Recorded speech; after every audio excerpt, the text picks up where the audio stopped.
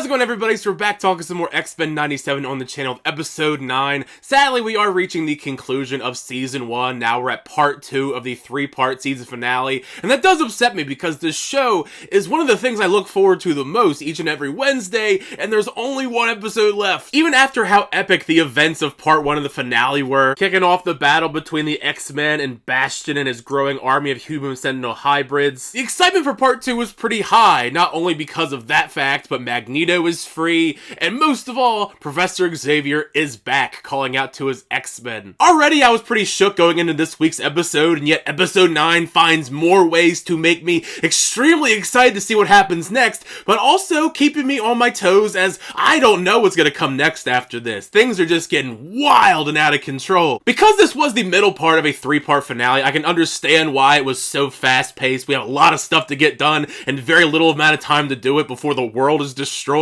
Most calm part of the entire episode was the opening, with Xavier breaking out the chair, Magneto suiting up, and everyone's getting ready for battle. And that's on top of the fact that finally Storm and Forge are back in the story after so many episodes away, saving Roberto and Jubilee. I was getting nervous. We hadn't seen her the last couple episodes, and she finally is back full force now. Even Rogue wakes back up. I thought it was pretty wild that she didn't wake up at all when all the stuff was going down in the X-Mansion with the Prime Sentinels. Not gonna lie, because the pacing was so go, go, go the entire episode, it was a bit jarring just how fast we were putting all of our plans together in the X-Mansion, divvying out different responsibilities amongst the various members of the team. Some of them are gonna go and plan to take out Magneto to reverse the damage that he put on the planet by unleashing the EMP all across the world, while some of the other X-Men are going to be trying to stop Bastion. For as excited as I was for Xavier to reunite with the X-Men, and I'm sure Xavier at first was excited to see them after all this time, I have to imagine he was probably regretting that decision because the moment he gets back, basically the entire team is just laying into him. The middle portion really did kind of just feel like the roast of Charles Xavier. First it was Scott who was mad at Xavier for leaving them. Rogue tears him down, telling him cold and plainly, if you saw us as people and not students, you would have realized all this by now. Coupled with that and all the things that we've seen built up in Rogue's story in X-Men 97, the turn in a little bit didn't really shock me. Speaking of that turn, we didn't have to go and look for Magneto either. Magneto,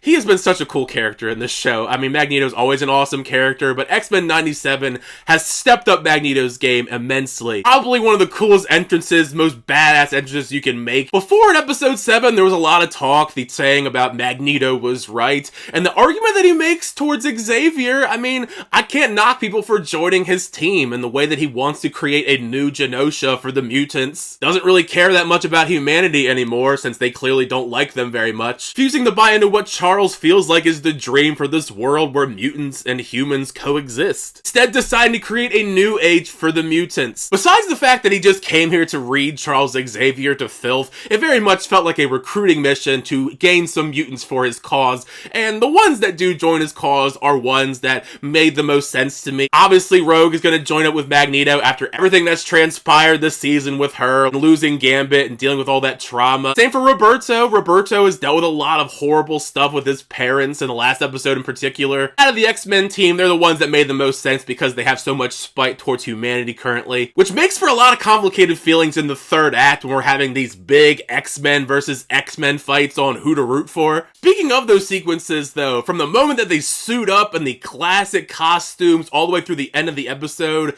that is some of the stuff that I love so much about X-Men 97 that it's just a comic book fan's dream.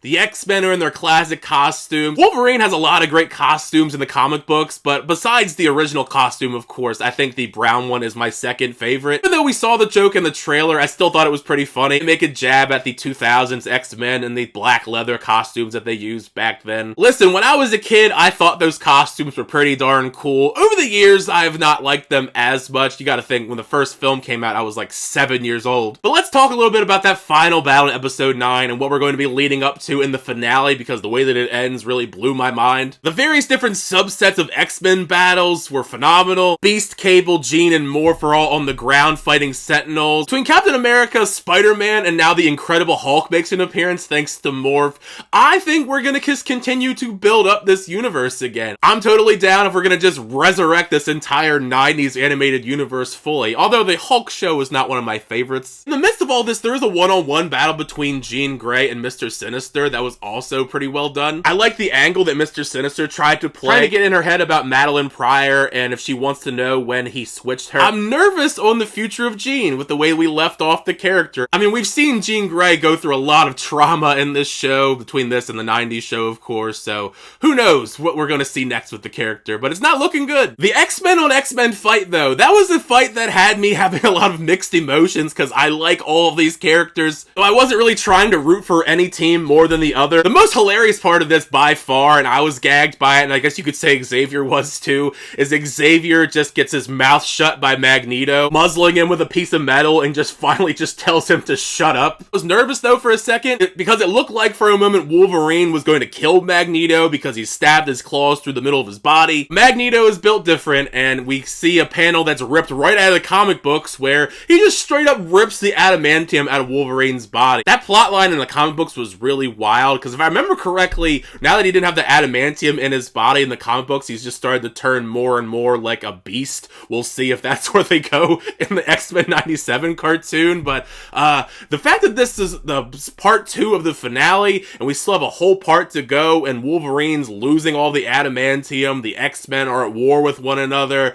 I am nervous on where we're going to go in the finale with everything that we're building up towards. So yeah, I cannot wait for next Wednesday. But now that you've heard my thoughts on the episode, make sure you share your thoughts down below. How'd you feel about episode 9 of X-Men 97, the second part of the 3-part finale? Did you like the episode? Did you not like the episode? After everything that went down in episode 9, how are you feeling about the finale next week? Do you have any predictions? I'd love to know those down below, because the fun of this is that conversation with you guys in the comment section. Thank you guys, as always, for checking out the videos. I always do appreciate it. Make sure you like on the video and also subscribe to the channel so you update reviews, reactions, unboxings, and more. But next time, I'll see you guys later.